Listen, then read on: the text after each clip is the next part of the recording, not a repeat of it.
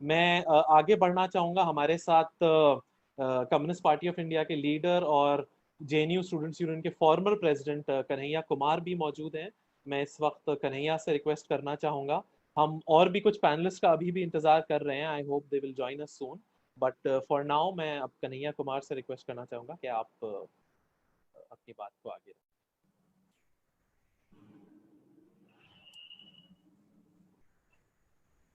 सबसे पहले आप तमाम लोग जो इस प्रेस कॉन्फ्रेंस में जुड़े हुए हैं, जो हमारे साथी हैं और जो पत्रकार लोग हैं, आप सबका मैं स्वागत करता हूं। और इस प्रेस कॉन्फ्रेंस को आयोजित करने वाले जो आप तमाम लोग हैं, उनको मैं बहुत धन्यवाद करता हूं। और मेरे ख्याल से हमसे पहले जो दो वक्ता हैं, उन्होंने डिटेल में प्रेस कॉन्फ्रेंस का क्या उद्देश्य है इसके बारे में स्पष्ट कर दिया है। मैं सिर्फ इस पे एक पक्ष रखना चाहता हूं, वो ये है कि आखिर लॉकडाउन के दौरान ये गिरफ्तारियां क्यों हो रही हैं, विश्वविद्यालयों के ऊपर हमले क्यों हो रहे हैं, पत्रकारों को क्यों गिरफ्तार किया जा रहा है। अगर कोई नया मामला नहीं है तो पुराना कोई मामला निकाल करके पुराने केसेस में किस तरीके से मानवाधिकार और सामाजिक कार्यकर्ताओं को गिरफ्तार किया जा रहा है, इसके पीछे वजह क्या है। वजह बिल्कुल साफ है।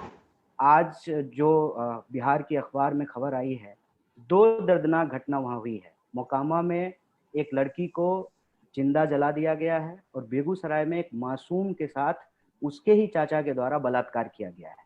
ये दो घटना का जिक्र मैं इसलिए कर रहा हूँ कि जो हीनियस क्राइम करने वाले लोग हैं, पुलिस इनके ऊपर गिरफ्तारियां नहीं कर रही है।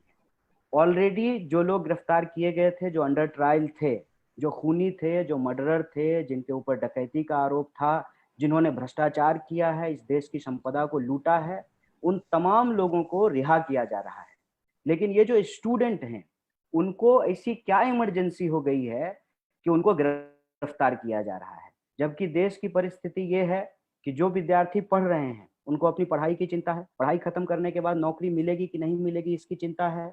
जिनको नौकरी मिली हुई थी उनकी नौकरियां छूट रही हैं, जिन्होंने पढ़ाई खत्म कर ली वो नौकरी ढूंढ रहे हैं। ऑलरेडी समाज जो है एक एक मानसिक तनाव से गुजर रहा है।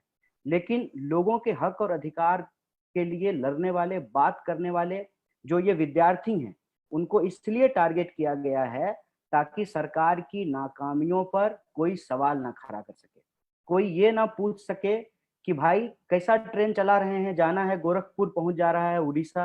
आप कह रहे हैं कि लोगों को पटरियों पे नहीं चलना चाहिए, पटरी पे सो गए इसलिए उनकी मौत हो गई। लेकिन जो ट्रेन से आ रहे थे, जिस ट्रेन को 24 घंटे में पहुंचना था, वो ट्रेन जो है 110 घंटे में पहुंची और उसमें 9 लोगों की मौत हो गई। इस पे कोई सवाल नहीं खड़ा कर सके। कोई ये ना सवाल खड़ा कर सके कि आज भोपाल में पीपीई किट पहनने के चलते 5 स्वास्थ्य कर्मी बेहोश हो गए, जिन स्वास्थ्य कर्मियों के लिए थाली बजाए थे तमाम लोग। ये जो बुनियादी सवाल हैं, इन सवालों पर देश का नजर ना हो। और ये विद्यार्थी जिनको गिरफ्तार किया गया है, ये साधारण विद्यार्थी नहीं है। ये सिर्फ अपनी पढ़ाई नहीं करते हैं, ये पढ़ाई के साथ साथ समाज के लिए जो जरूरी चीज है उनके ऊपर भी ये सवाल खड़ा करते हैं। एक एक करके लॉकडाउन की आड़ में, लॉकडाउन का फायदा उठा करके विद्यार्थियों को गिरफ्तार किया गया है।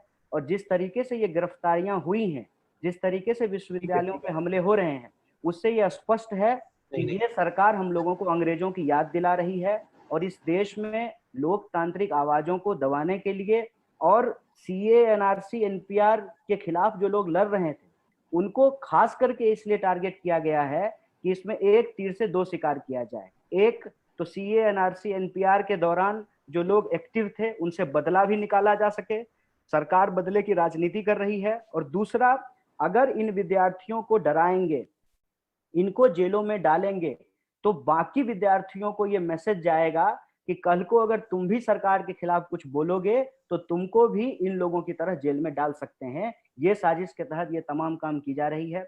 हमको लगता है कि लॉकडाउन अपनी जगह पे है, कोरोना महामारी अपनी जगह पे है, इससे हम लोगों को निपटना है।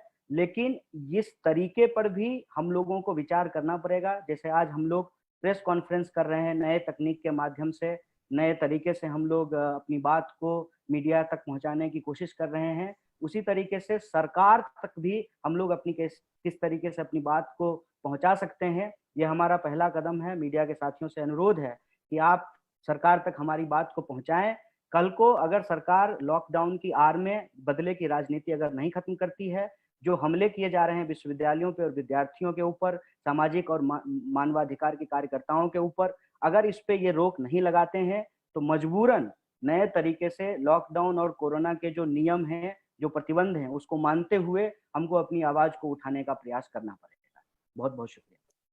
कि जामिया और एएमयू का खास करके जिस तरह से उसको टारगेट किया गया है, कि आपको लगता है कि ये सरकार की तरफ से मुस्लिम इंस्टीट्यूशंस की खास करके एक सेलेक्टिव टारगेटिंग है, और जिस तरह से कोरोना शुरू होने के बाद भी कोरोना जिहाद और फिर जामिया के स्टूडेंट्स को अरेस्ट करके उनको दिल्ली वायलेंस का दोषी बताने की कोशिश की है, तो इसमें क्या आपको लगता है कि सरकार पर्टिकुलरली मुसलमानों को चुन के टारगेटिंग कर रही है क्योंकि वो इजी विक्टिम्स है? कन्हैया कुमार। जिस साथी ने भी ये सवाल पूछा है, कई साथियों की तरफ से असल में हाँ, मैंने जोड़ करके एक सवाल बना दिया उसको। सभी साथियों का बहुत बहुत शुक्रिया। सवाल जो पूछा गया है उससे संबंध में मैं एक बात स्पष्ट कर दूं। प्रधानमंत्री जी ने अपनी तकरीर में कहा, अपने भाषण में कहा कि आपदा को अवसर के तौर पे देखना चाहिए, लेकिन हमको लगता है कि ये अवसर इस रूप में देखना चाहिए था कि देश में और रोजगार कैसे पैदा किया जाए, गरीबी को कैसे कम किया जाए, हम आत्मनिर्भर अपने उत्पादनों में कैसे बने। लेकिन उनके जो मुलाजिम हैं शायद उसको गलत तरीके से ले लिए। वो अवसर को इस रूप में देख रहे हैं कि कैसे इस देश में जो बोलने वाले लोग हैं उनको चुप करा दिया जाए।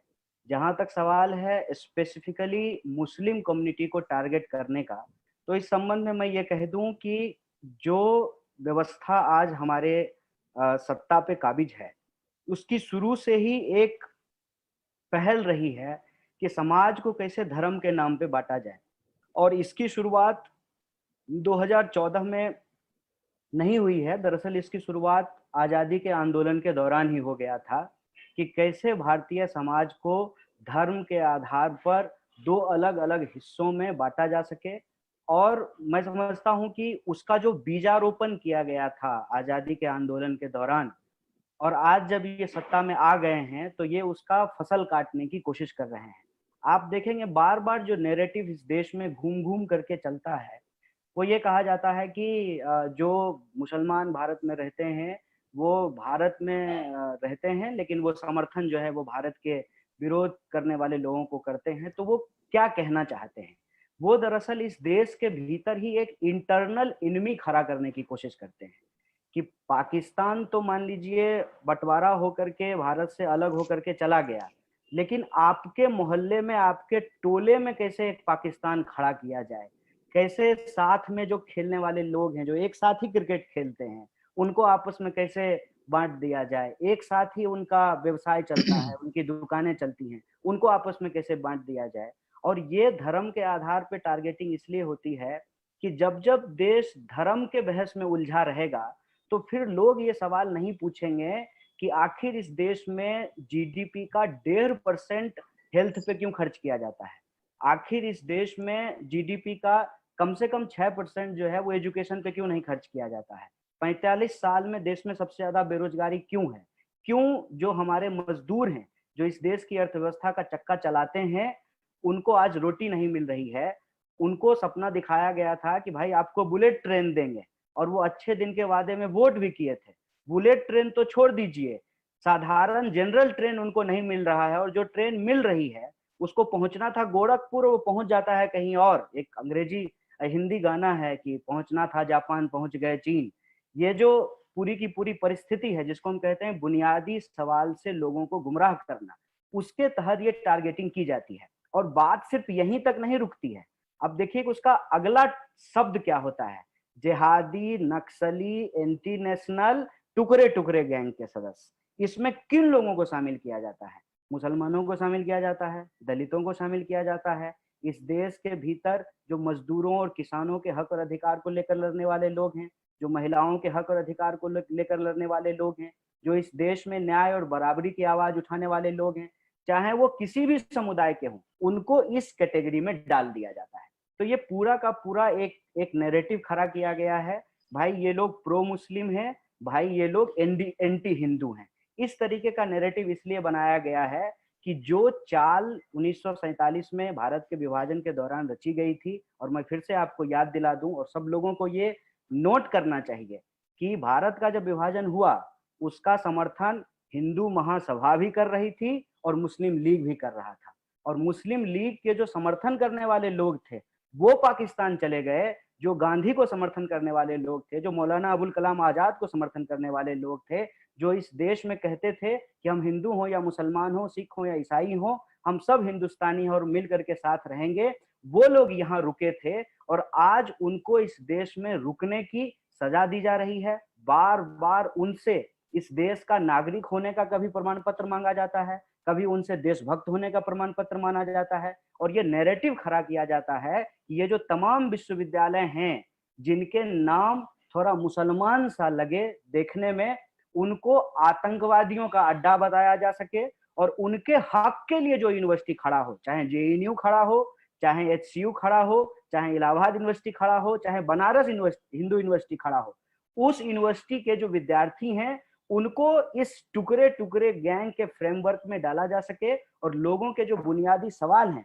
उसको हमेशा गुमराह करके हिंदू मुसलमान का गैर जरूरी बहस खड़ा करके, जहां तक कोरोना का सवाल है उसमें भी आप देख लीजिए कि लॉकडाउन तैयारी के साथ होना चाहिए था, लॉकडाउन तैयारी के साथ नहीं किया गया।